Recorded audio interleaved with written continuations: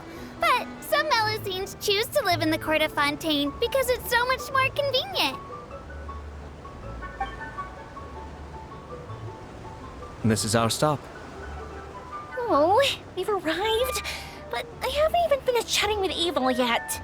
I also enjoyed Aval's introductions to Fontaine along the way. Everything you described was so clear and detailed that we can't help but want to hear more. Thank you so much. I'm usually working here on this aqua bus, so I hope I'll have the chance to see you again.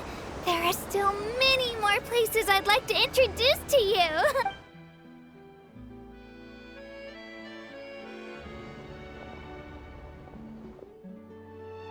Welcome to the court of Fontaine. Chiori, you sure have changed a lot. This is the first time we've seen you since you left Inazuma. I haven't realized it's been so long. I was in such a rush when I left that I didn't even get to say goodbye. Thank you for extending the invitation, Mr. Xavier. I'm looking forward to a fruitful trip here in Fontaine. It's an honor to have the head of the Kamisato clan visit us. So they're who you meant when you said you had actors coming from Inazuma? Oh? It's the Traveler and Paimon. Wow, what a coincidence! Ayaka and I were just talking about you on the way here. Are you also here for the film? We just ran into Xavier earlier and came over with him. But I'm not an actress. Sir Kamisato and Lady Ayaka are the real actors here. I'm just tagging along with Ayaka to have a good time together. About that, I mean, how was I supposed to contact you when I was making preparations for the film? I figured you were probably busy, and I didn't want to disturb you. So I could only keep you in the back of my mind while I sought other actors to play the lead roles in the film. I had been thinking about a surprise reunion with you during our trip here, but you still managed to surprise me first. Oh, so you all know each other already! My, what a coincidence! What are the chances everyone could be brought together here like this? Why don't we go to Hotel de Boer and catch up over a meal? I've already made a reservation. Huh? Did you reserve 2 spots for us too? Yes, of course, of course. I'll be sure to tell the boss to serve a few more delicious dishes just to make sure there'll be enough food. Very well. Then please, kindly lead the way, Mr. Xavier.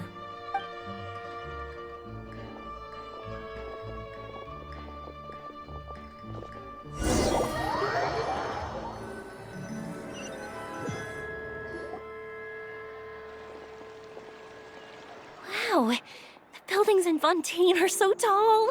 Just look at how big they are. And there's the fountain that Aval mentioned earlier. It really is a magnificent sight. And look at that huge spinning sphere. Where does it get its power? Wait a sec! Could it be one of those clockwork mecha we've heard so much about?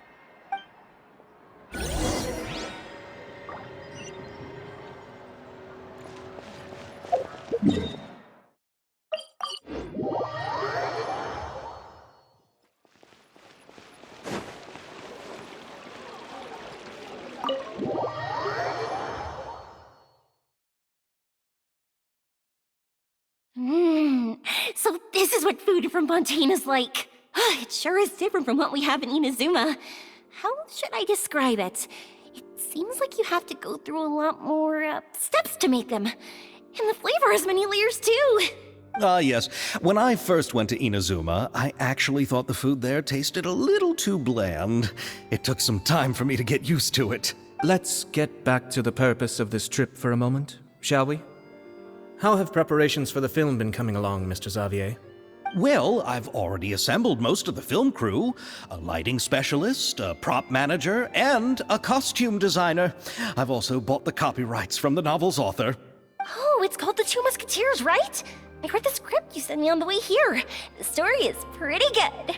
Originally, I was planning to start filming as soon as Sir Kamisato and Lady Ayaka arrived in Fontaine, but I'm afraid I've run into a bit of a problem.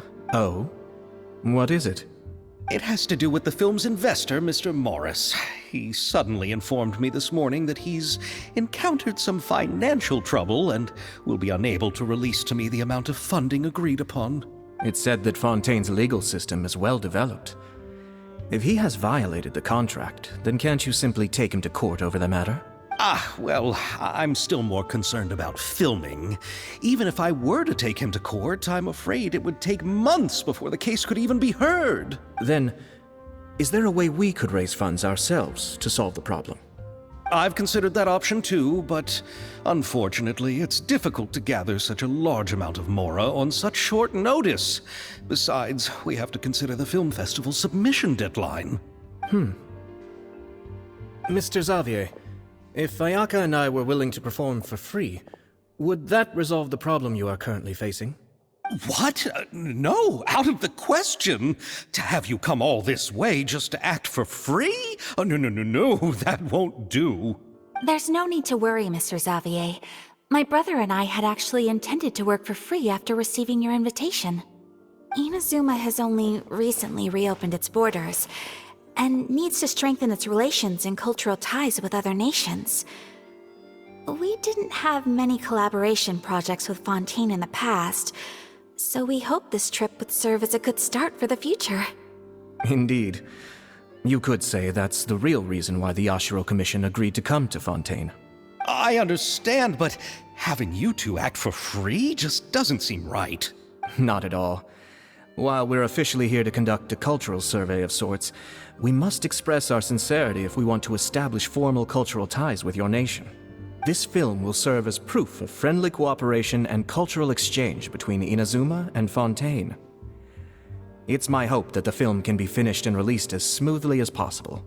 If you still don't feel comfortable with this arrangement, I would also be more than happy to be introduced to some other renowned individuals in Fontaine's literary and artistic circles. All right, I'll do as you say. Thank you so much.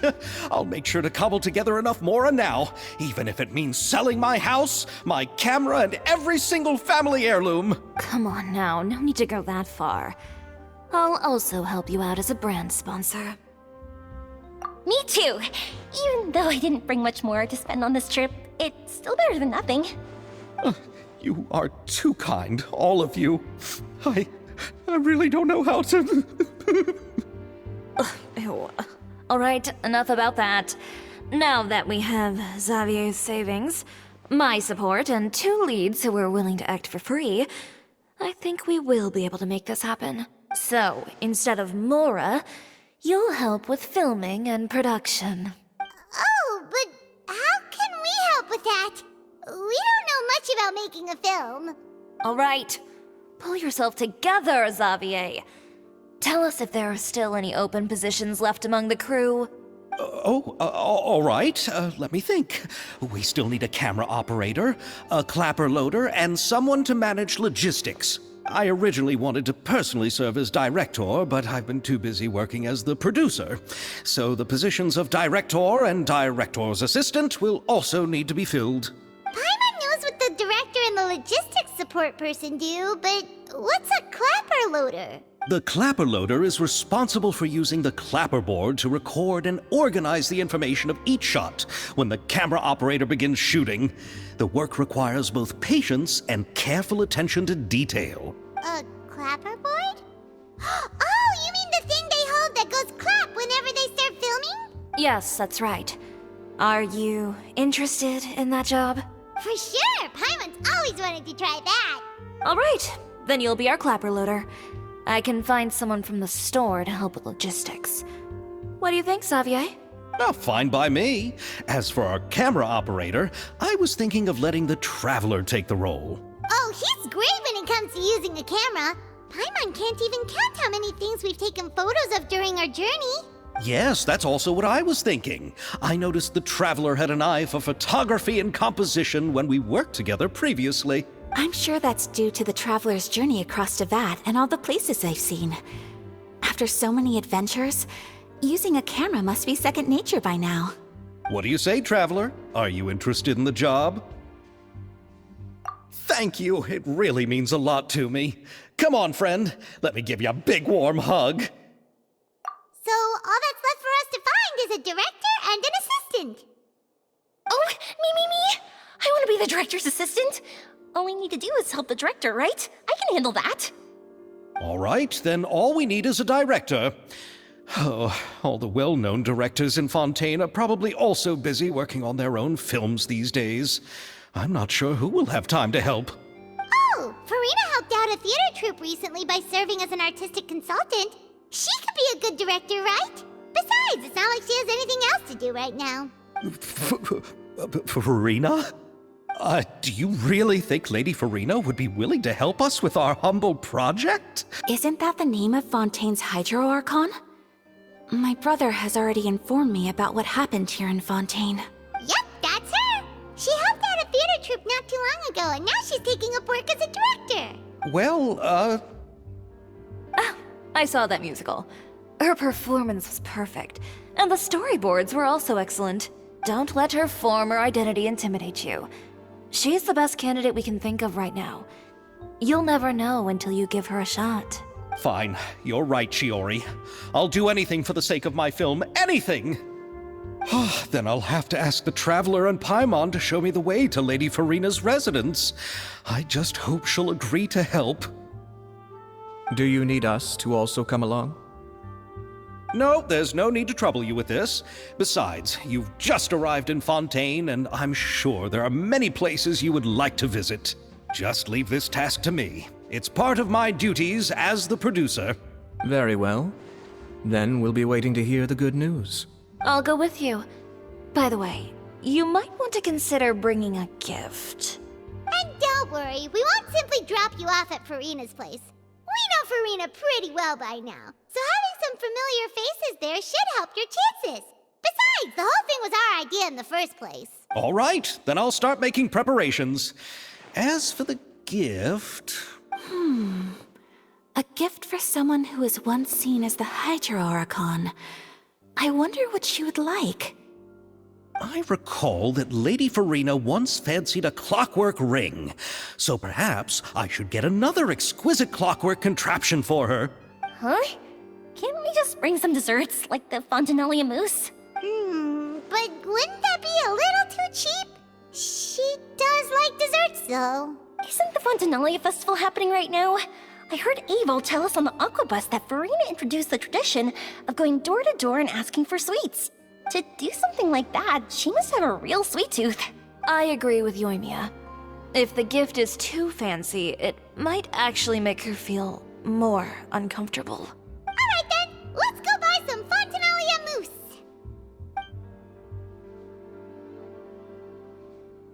But will that really be enough? We'll be asking her to do a lot of work, you know.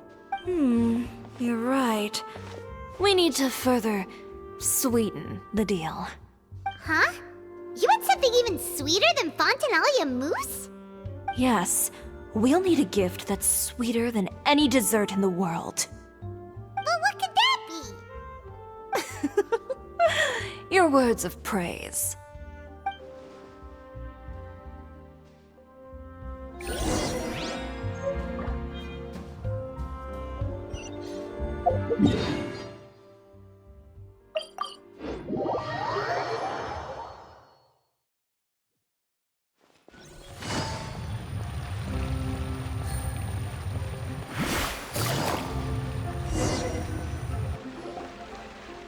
We're here! This is where Farina lives. Okay, I'll go knock on the door.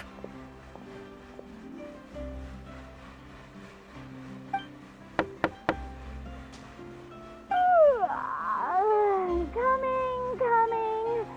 Ugh, seriously, who's knocking before afternoon tea? Who are you? Lady Farina, please allow me to introduce myself. I am Xavier, a film director. Hello. Oh, is that the Traveler and Paimon I see behind you? And who's this? I'm Chiori. Ah, the one from Chioria Boutique. Hello. So, what are you all doing here? Do you need something? Did you just get up, Farina? It's already past noon, you know. Huh? Paimon means the weather is so nice in the afternoon and the sun is so warm. Just like how you make us feel. Sleeping in late is a really smart idea. No. I was just up late last night reading some novels. What does sleeping in have to do with the weather? This is a small gift we've prepared for you, Lady Farina. We hope you like it. No need to be so formal. I'm just a regular person like everyone else now. Oh, is this Fontinalia mousse? It's one of my favorites. That's great! So, actually, there's something we need your help with. Given your renowned passion and understanding of drama, I would like to ask that you serve as the director of our film crew. Oh, but didn't you just say that you're a director? Yes, but for this particular project, I'm mainly working as a producer. Besides, I'm sure that your understanding of the performing arts far surpasses my own, Lady Farina. Are the Traveler and Paimon also part of the film crew? Yep, we sure are. Paimon's the clapper loader, and he's the camera operator. Camera operator? That can be a pretty technical job, and it directly affects the final quality of the film. Are you really up to it? No, I'm not questioning your abilities. It's just that I've never really seen you use a camera before. Maybe you can come up with a test for the Traveler and see for yourself. If he can satisfy you with his camera skills, then you'd have nothing to worry about and can join the team. What do you say?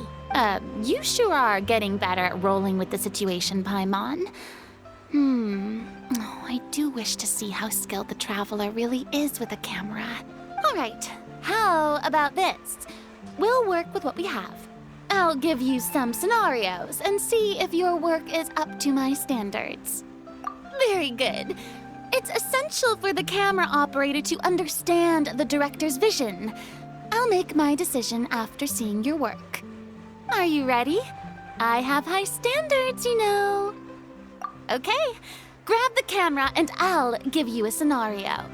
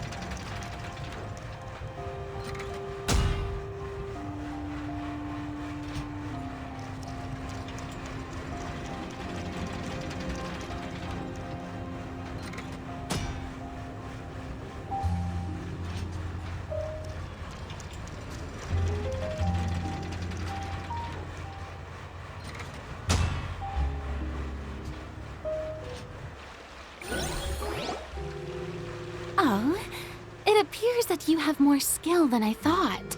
All the shots had a great composition, and I could really feel a connection to the characters and their lines. Yeah! Does that mean you agree to be our director, Farina? Did you think I would agree just like that? After our performance of The Little Oceanid, I've begun to make a name for myself again, you know. In fact, I've already had several troops approach me for the Fontanalia Film Festival. Unfortunately, the scripts were all pretty boring and didn't pique my interest. If others were to find out I agreed to work with you so easily, then, well... Hey, but didn't we have a deal? What else do we need to do to convince you, Farina? Well, what about the pay? Huh? You know, how much you're willing to pay me to be the director? The pay is also an important factor for me to consider, you know. Well, I can offer you this much? What? That's all? If Nervilat were to hear of this, he could charge you with underpaying your labor. I'm sorry, but our crew is in a tight financial spot at the moment. I see. Well, even though it's highly unlikely now that I'll join your crew, there's still something I'd like to ask. Exactly what film are you planning to make? Oh, our script is an adaptation of The Two Musketeers. Huh? Wait, you mean the suspense thriller novel that was a #1 bestseller? Oh, so Farina's read it too. Of course I read it.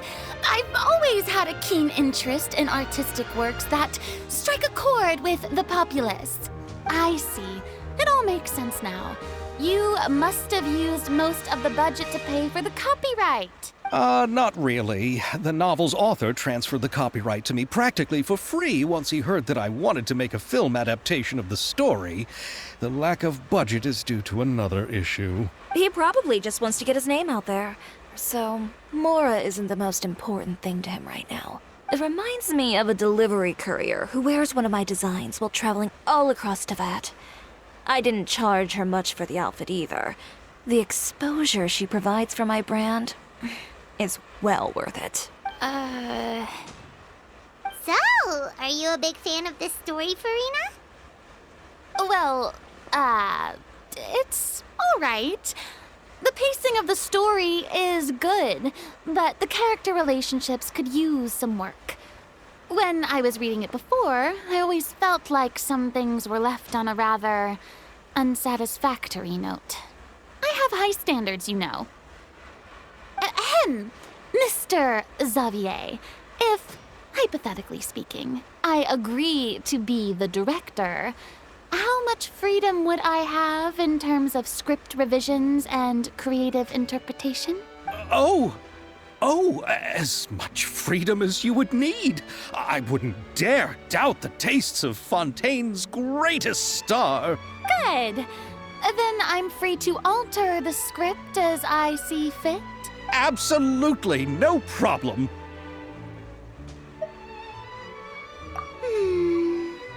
All right. It seems that your crew really can't go on without my care and direction. So, you agree? Yes, I agree. Although the pay is well below what someone of my caliber deserves. A great script calls for a great director. I mustn't let a perfectly good story be ruined due to lack of funds.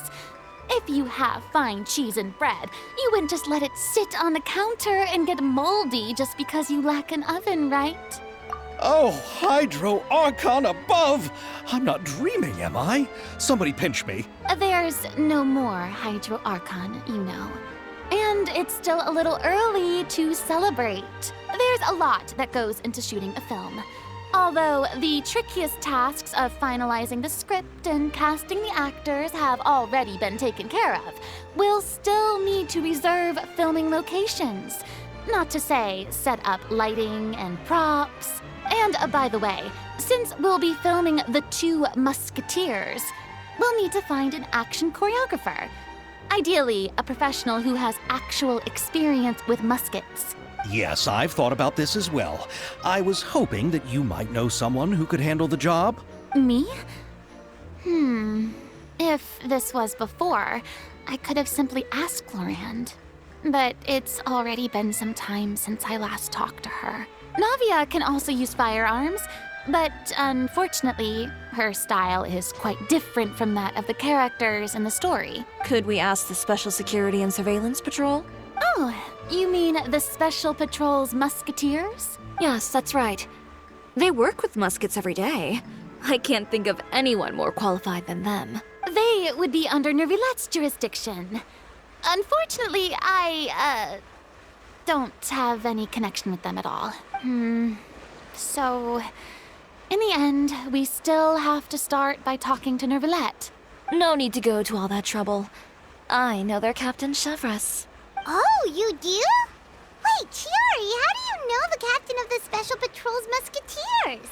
No particular reason. Running a business means dealing with some trouble from time to time, and she's helped me out on a few occasions. In return, I've helped her handle a few situations in which the Special Patrol couldn't get involved directly. So, we've gotten to know each other over time. So you're saying there's been times when the Special Patrol needed a fashion designer to handle a situation? Your work is becoming more and more mysterious. It'd be best to keep it that way. Anyway, enough about that. What do you all think about asking the captain to be our musket action choreographer? She sounds professional enough. She is a captain, after all. I have no objections. But I imagine the Special Security and Surveillance Patrol must be busy with their duties. Do you think she'd really have time to help with shooting a film? And then there's the issue of pay. Well, it just so happens that she's also not the kind of person that's just after Mora. As for whether she has time, I'll have to go and ask her first. Then I'll leave that to you. Macaroni's on sale today, so I've got to go. You can just tell me how things went when we discuss tomorrow's plan later. No problem. Having Farina join feels like a big boost to our team. Of course. Just wait until the day of our premiere. You'll witness the true power of my name in these lands. You'll be so glad I agreed to help. I can guarantee that even the standing tickets will be sold out. I'll be sure to ask some people I know to see if they'd be willing to act as extras. Seems like you're finally getting more comfortable with your own reputation now. I didn't ask for the Clapper Loader's commentary, Paimon. Then let's get going. I happen to know where Chevres is today. By the way, I'm curious. If my pay is so low, then what about our two lead actors? Didn't they travel here all the way from Inazuma?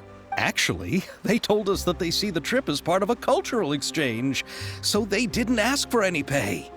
What? So is every person in Tevat who doesn't want money gathered here to shoot this film? Don't tell me Chiori isn't being paid either. I already knew Xavier from before, and he's also agreed to give my brand some good exposure. It seems the gods have really smiled upon you, Xavier. And that certainly doesn't include me, mind you.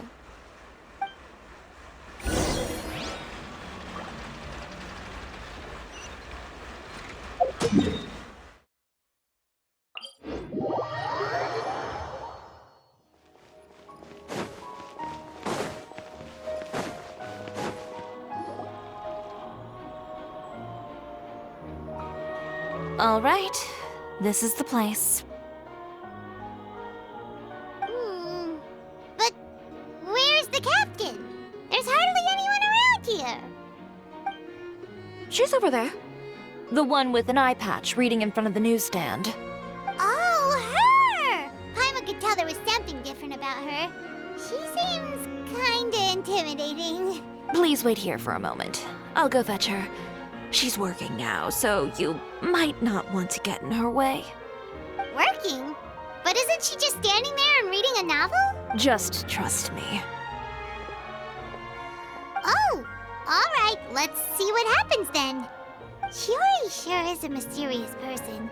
She claims just to be a fashion designer, but she knows all these powerful people. The court of Fontaine isn't particularly tolerant of visitors from overseas, so it isn't easy for a foreigner to promote their brand here. Even more so in the competitive world of fashion. Even a local like me just trying to make a film has to face all kinds of challenges. So I can only imagine what Chiori has been through to get where she is today. I'm sure that having more connections has definitely worked in her favor.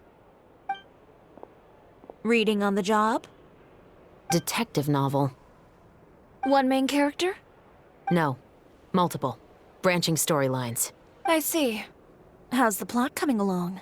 One of the main characters is about to make a choice that will affect the rest of his life. I'd wager he's going to make the wrong choice. Any way to speed things up? There's something I need your help with. You know that doesn't depend on me. It all comes down to what the character chooses. Which is exactly why I'm here to help.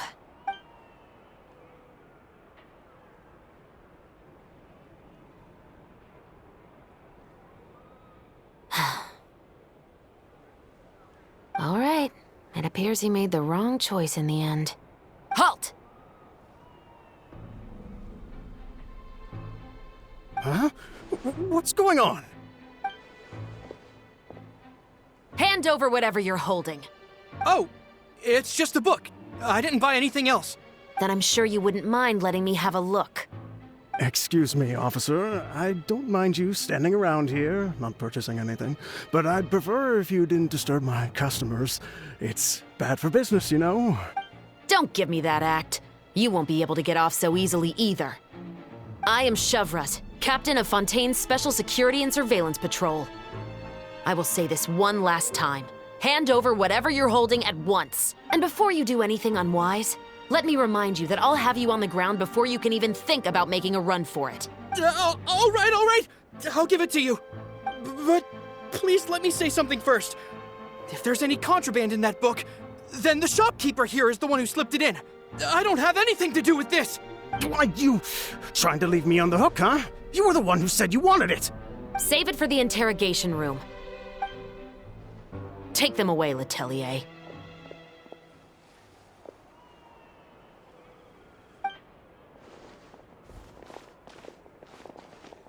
What's going on here?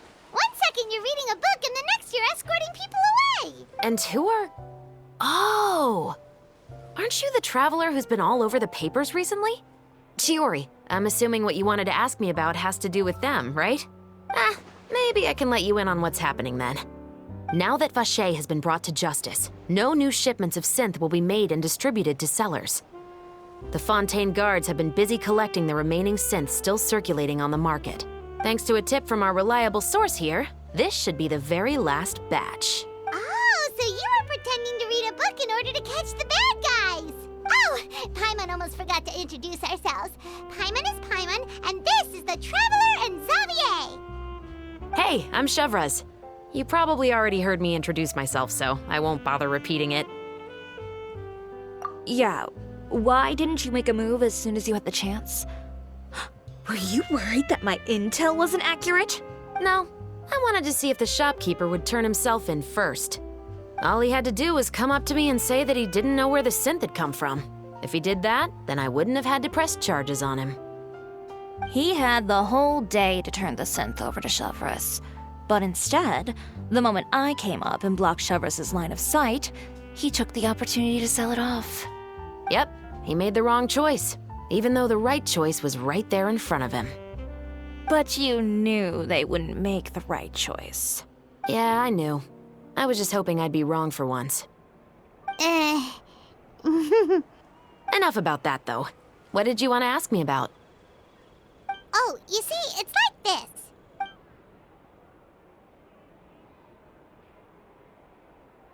The Two Musketeers. You certainly have a good eye for a story. So what do you need me to do? Just be the action choreographer for the actors? Yes, that's right. I want to make sure we get all the details right. I want the actor's posture and understanding of firearms to be as realistic as possible. However, I'm afraid this work will require a bit of your time, since you'll have to be present whenever we're filming. Also, as for the pay... No need to say any more. I'll join. Huh? Just like that? Really? You're willing to help us with our humble film project? Sure, it's no big deal. As I said, we've wrapped up our investigation here, so I don't have any other tasks on my plate for the moment. Besides, I personally really like this novel. I even have the collector's edition at home. Stories where justice prevails over evil never get old for me. Then we've got a deal? Yes, I'll see you on set tomorrow. Oh my! I can hardly believe it! I should tell Lady Farina immediately. Oh, and I must tell the prop manager and lighting technician to get everything ready. We start filming tomorrow! Calm down, Xavier.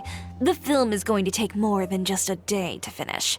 Still, I should also head back now and start preparing the actors' costumes and makeup. Alright, guess that's it for today then. Traveler, Paimon, please stay for a moment. I have something to tell you. Then I'll take Xavier back. Poor thing. He's so excited that he can't even walk straight anymore. I don't want to spend our first day fishing our producer out of the fountain. Yep, see you tomorrow.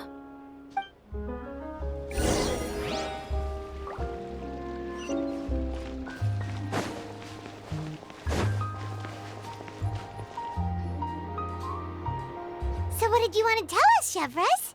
Have you read The Two Musketeers? The story is about a pair of children born into the household of a baron and their struggle to survive together and take revenge for their mother. They were raised at the baron's estate, where their mother worked as a maid. The two were illegitimate children that the baron had with the maid, so they were never treated well by anyone. One day, upon returning home, they found their mother had been murdered and left dead on the floor.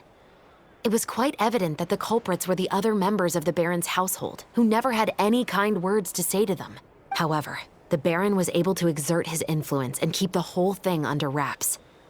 The mother's death was eventually deemed as a suicide, and there was no chance of bringing her murderers to justice. The two siblings decided to flee and someday avenge their mother. Many years later, members of the baron's family suddenly started turning up dead one after the other, all killed by gunshot. A rainbow rose was found on each of the victims' bodies, being the flower that the kid's mother liked best. The Baron believed that the mother's soul had come to take vengeance on him, so he lived in fear each day. But it was actually those two siblings who had fled all those years ago. They relied on each other to survive and trained day and night, eventually becoming adept musketeers. They used all of their abilities to collect evidence and clues before executing their plan and exacting revenge on the Baron. Their actions let the truth behind their mother's death be known to all. That's quite an exhilarating story. Yep, the Baron got what he deserved for his evil deeds, and justice was able to prevail. It was just the kind of story I enjoy. Oh, so is that why you were so willing to join our crew, Chevres? You could say it was one of the reasons. Oh, you mean there were other reasons too? I've read the reports about you. Whether it was at the trials or when you lent your hand to resolve our nation's crisis, you've shown that you've got a strong sense of justice, as well as a great mind for deductions. Yes, you're as sharp as I expected. It seems you've experienced many similar situations before. There's been a recent murder case involving muskets. The perpetrator's methods appear to be very similar to what is described in the novel. Huh? Really? But Paimon didn't see anything about that in today's paper. The Marechaussee Phantom hasn't yet released any information to the public because the investigation is currently at a standstill. The murderer is extremely cautious. A murder involving firearms? But not that many people use those in Fontaine, right? Impossible. We perform a routine inspection of our firearms and ammo reserves every day. If one of the weapons had been fired, it would stick out like a sore thumb. Besides, I trust the members of my platoon. However... well, that's all I can disclose about the case today. Huh? What do you mean?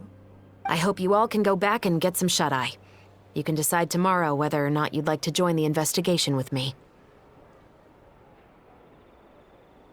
I'm aware this might not be the ideal time to add more to your plate, but the more capable people we have, the better the chances that justice will prevail. Carrying out investigations isn't actually supposed to be our responsibility. Our job is to apprehend the perpetrators. Finding them is really up to the Marechaussee Phantom. You could say I'm taking part in the investigation out of personal interest. I don't want people to see muskets in a negative way, and also, I'm concerned about the similarity between the crimes and the story. You mean they might be connected somehow? I suspect so.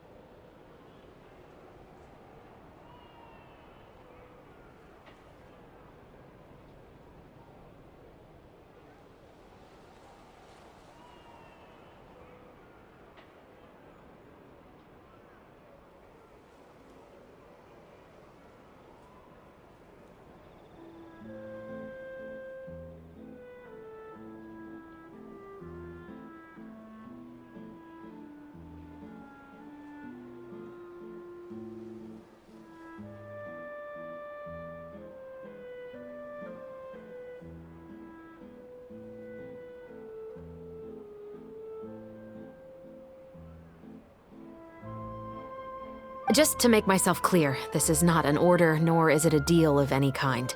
It's a request, nothing more. If you two have any interest in the case after we finish filming tomorrow and are willing to assist me, then I would be most grateful. What do you think, Traveler? Yeah, you're right. Paimon's getting a little tired, too. We've really been hustling all day. You'd better head back and get some rest. It's good to keep a calm mind, especially when you're about to make an important decision. Otherwise, when the moment comes, you might end up like that shopkeeper and not even realize that the right choice is right there in front of you.